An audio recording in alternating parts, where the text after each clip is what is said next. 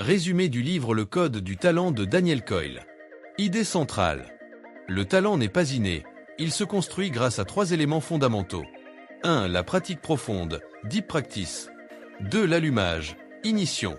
3. Le coaching maîtrisé, master coaching. 1. La pratique profonde, comment le talent se développe. Il ne suffit pas de s'entraîner beaucoup, il faut bien s'entraîner. Principe clé. Et se concentrer intensément. Et se tromper, analyser ses erreurs et recommencer. Et travailler en dehors de sa zone de confort. Analogie utilisée. La myéline, gaine autour des neurones, se renforce à chaque bonne répétition. Plus on répète avec qualité, plus on devient talentueux.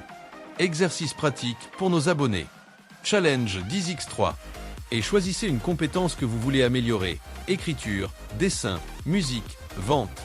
Et chaque jour, répétez-la 10 minutes avec concentration maximale. Et ensuite, identifiez 3 erreurs à corriger le lendemain. Faites-le pendant 21 jours et notez vos progrès. 2. L'allumage. La motivation déclenchée par l'émotion. Le talent s'enflamme lorsqu'on voit un modèle inspirant ou lorsqu'un objectif fort est activé. Exemple donné. Et des enfants qui regardent un héros ou une star qui leur ressemble. Et un événement déclencheur fort qui donne du sens à l'effort.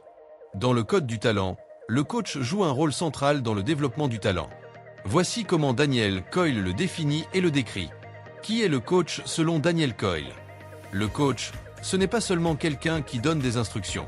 C'est un sculpteur de talent, un guide stratégique, un miroir précis pour l'élève. Il ne cherche pas à être populaire, mais à déclencher l'excellence. Ses caractéristiques principales. 1. Clarté extrême. Et il donne des instructions simples, précises et brèves. Et il va à l'essentiel, sans perdre de temps. 2. Feedback constant. Et il observe chaque détail. Et il corrige rapidement avec des conseils concrets et applicables. 3. Exigence bienveillante. Et il pousse ses élèves au-delà de leurs limites. Et il sait quand encourager, quand corriger et quand laisser expérimenter. 4. Créateur de culture. Et il installe un cadre de discipline, d'effort et de passion. Et il crée un environnement où l'erreur est une opportunité. Exemple cité dans le livre. John Wooden, coach légendaire de basket.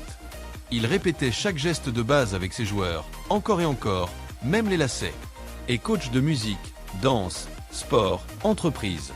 Tous sont obsédés par le détail, mais gardent une grande humanité. Exercice pratique pour notre communauté YouTube. Deviens ton propre coach. 1. Choisis une compétence à développer. 2. Filme-toi pendant que tu pratiques. 3. Regarde la vidéo et note.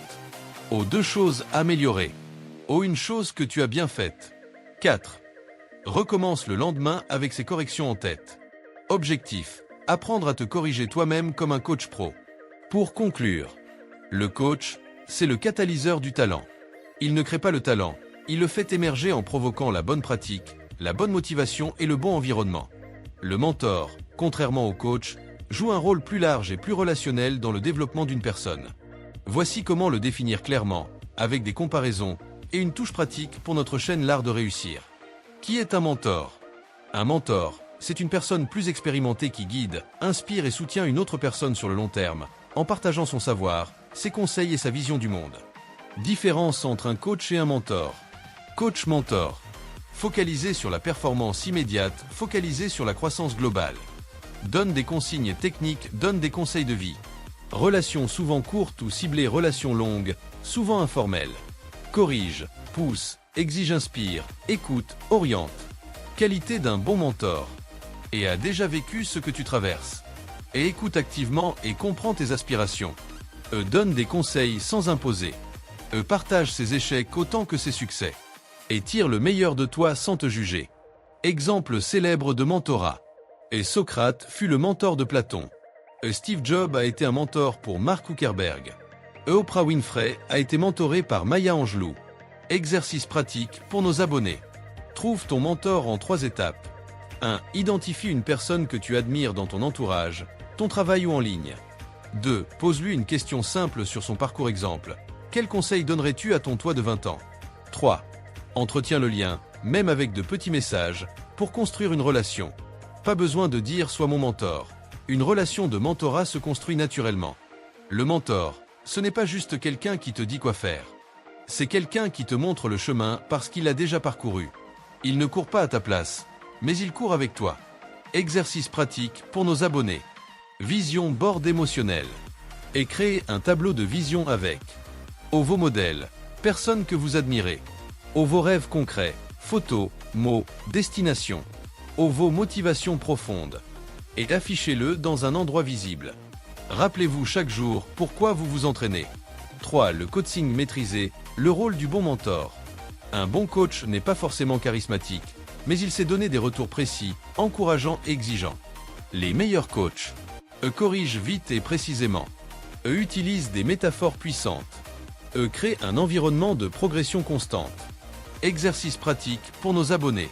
Cherchez un micro-mentor et identifiez une personne autour de vous, même en ligne, qui maîtrise ce que vous voulez apprendre. Et posez-lui 3 questions simples sur comment il ou elle s'est amélioré. Même une seule conversation peut déclencher un saut de niveau.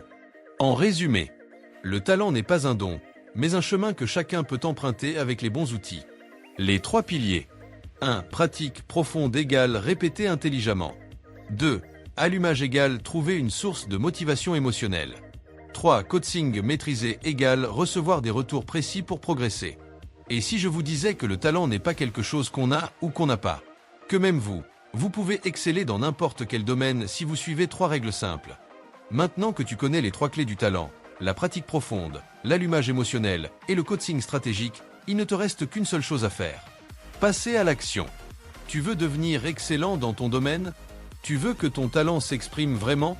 Alors n'attends pas demain. Commence aujourd'hui. Choisis un exercice parmi ceux qu'on a vus. Et le challenge 10x3 pour progresser chaque jour. Et le vision board pour réveiller ton feu intérieur. Et ou bien le réflexe devient ton propre coach pour t'auto-corriger comme un pro. Et n'oublie, le talent, ce n'est pas magique, c'est scientifique, pratique, répétitif. Les champions ne naissent pas, ils s'entraînent différemment. Dis-moi en commentaire, quel exercice tu choisis de faire cette semaine? Et surtout, engage-toi publiquement, car quand tu le dis, tu le fais. Abonne-toi, active la cloche et rejoins la communauté L'Art de Réussir, là où on construit le talent, jour après jour.